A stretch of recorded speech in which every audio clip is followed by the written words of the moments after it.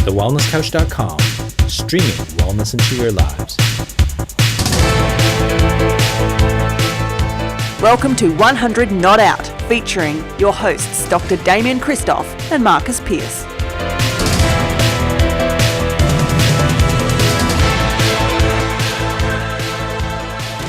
Hello and welcome to 100 Not Out, a weekly show dedicated to helping you master the art of aging well. My name is Marcus Pearce, and here I am with the co-founder of The Wellness Couch and The Wellness Guys. He is the lover of love languages. Here's Dr. Damien Christoph. Hello, legend. Hello, Marcus. I am the lover of love languages. I love love languages. We are we're pretty keen on them, you and I. They come up in conversation a lot.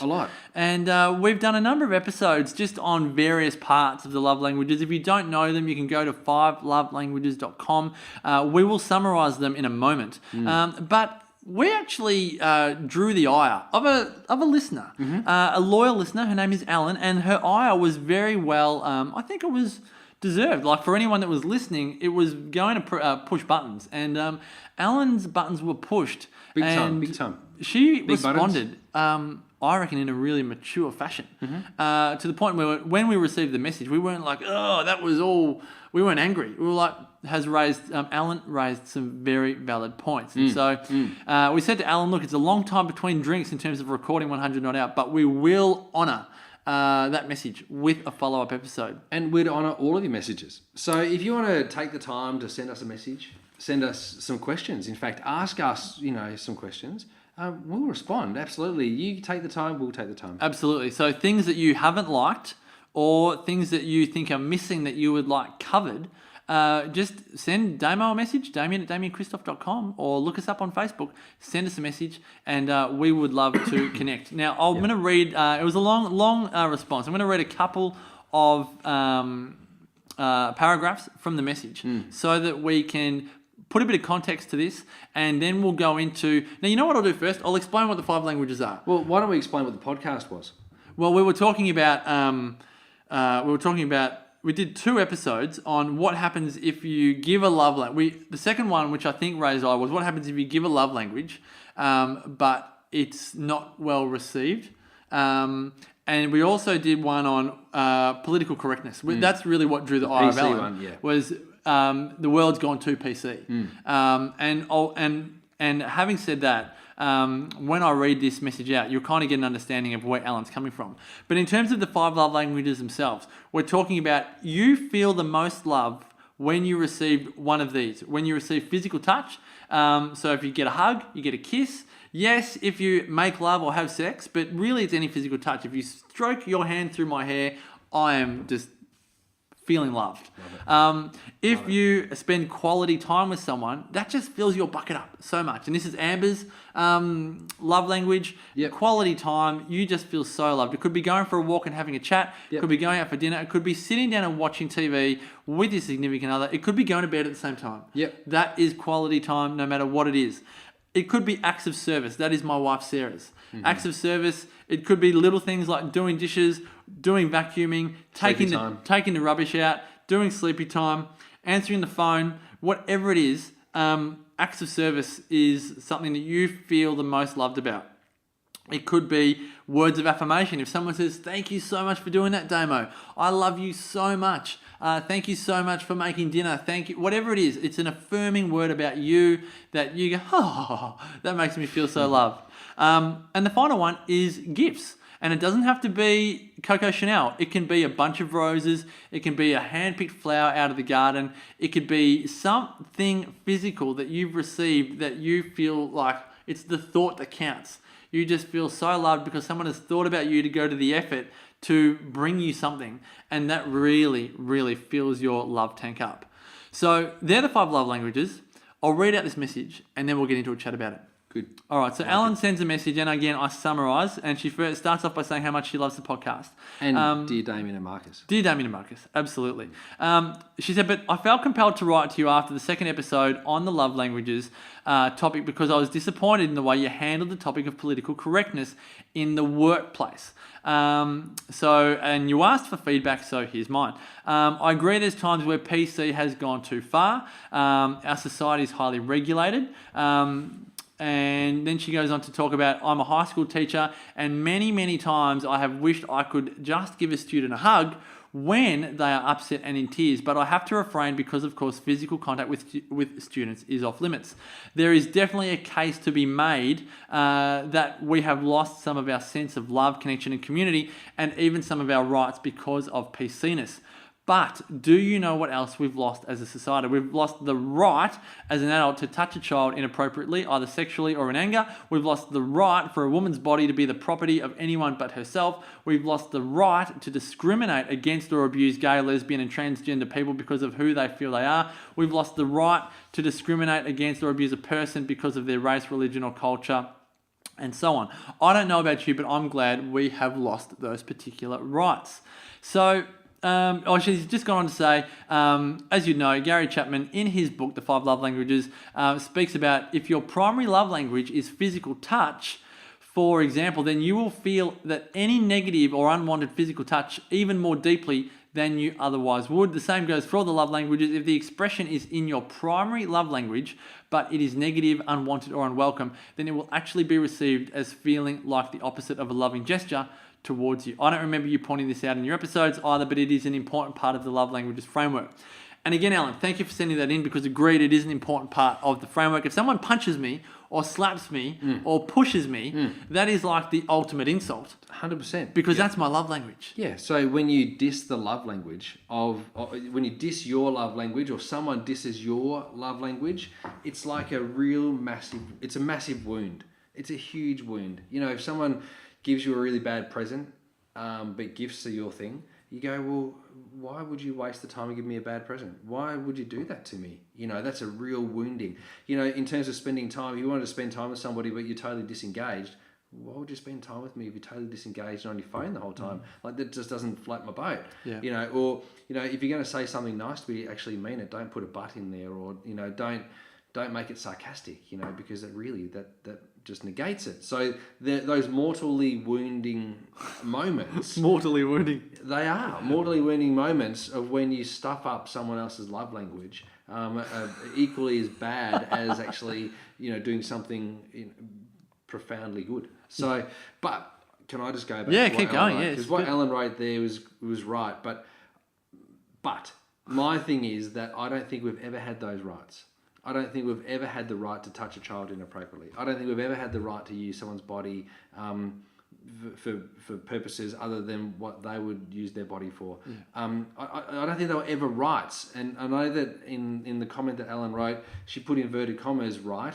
I think what it is an unrealistic expectation, you know, that someone expected that it was actually okay for them to do that. But what PC has done is it's leveled the playing field somewhat. And then it's actually said, no, hang on a second, that's not okay. And so that now we've got some ground rules around that. But we've also then gone and said, well, because of this ground rule, because you now can't give someone a hug, you can't now interact in that way. So if a child's looking for a hug and the only thing they need is a hug or a cuddle, that's not touching a child inappropriately. Yeah. That's giving them a hug or a cuddle. And that's a way of communicating that child's love language at the time that they need it. If somebody... I just think that PC has made things move so far away from a human connection perspective. I think all it's done is it's leveled the playing field and made it clear of what's appropriate, what's not appropriate. But the greyness that PC has created is that it's taken away the niceness of the human interaction, which should only have nice intent or good intent. Oh, well said. Well said.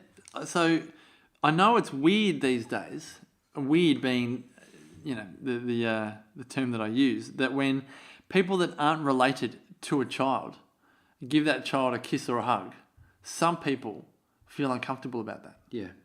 And what you're saying is that I'm gleaning, and I'm actually recognising this for the first time, that's because that we do live in...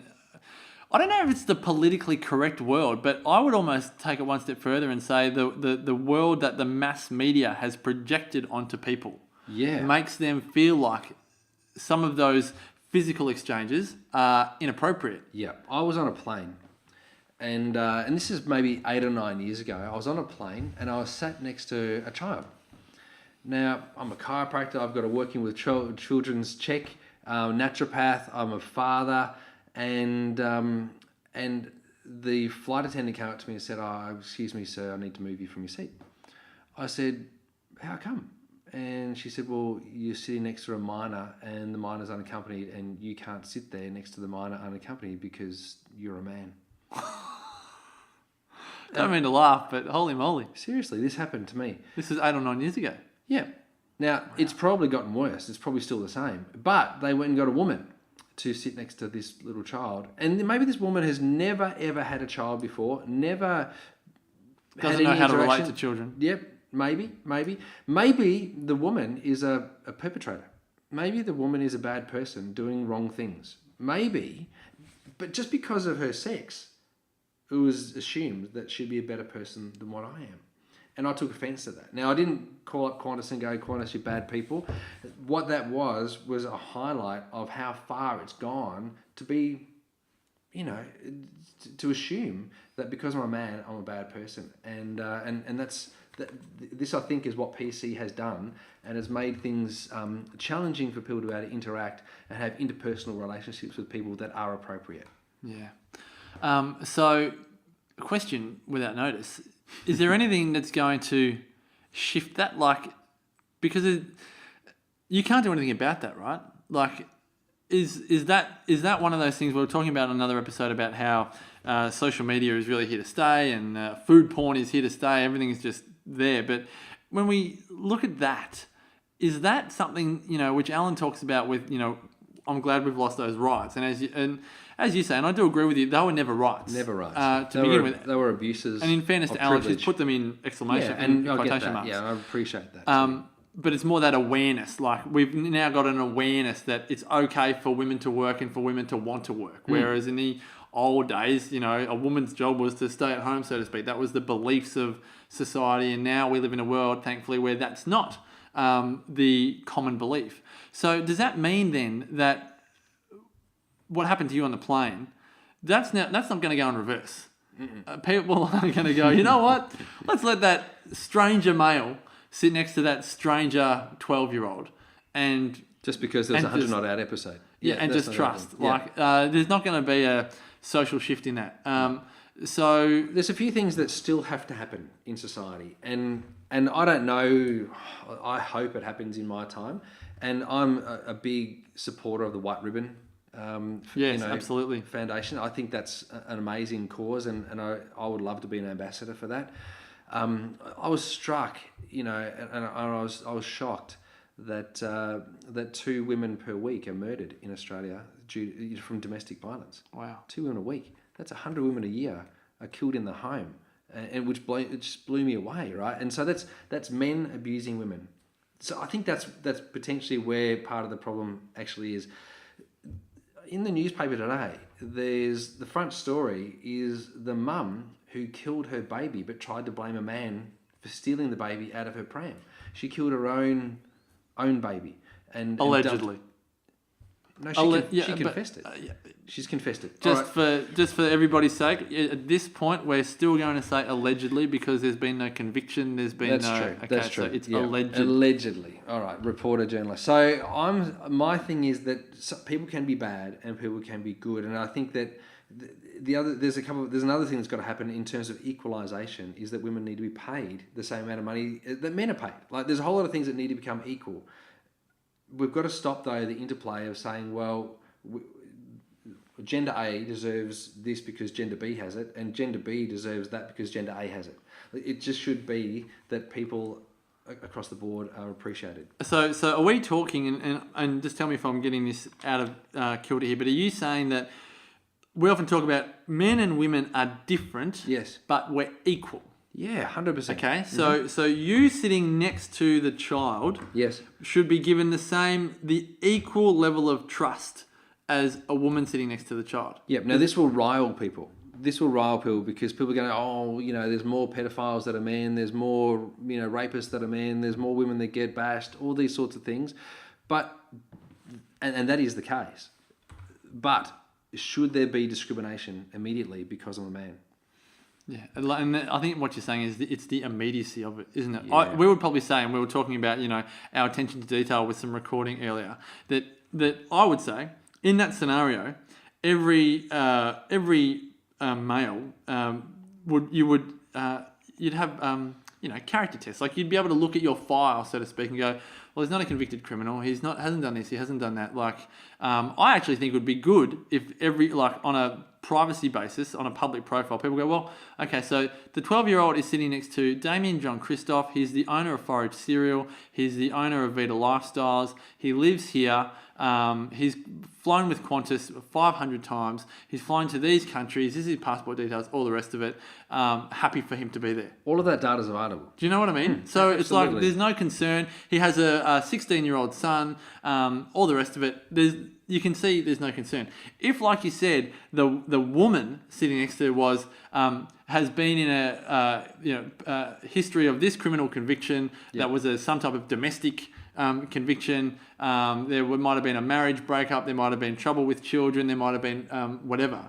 It's like, you know what? That's probably not a healthy situation to have for that 12-year-old. Yeah. So you were just saying it was a blanket judgment on, without stealing from kindergarten cop, you have a penis and she has a vagina. Yeah, that's right.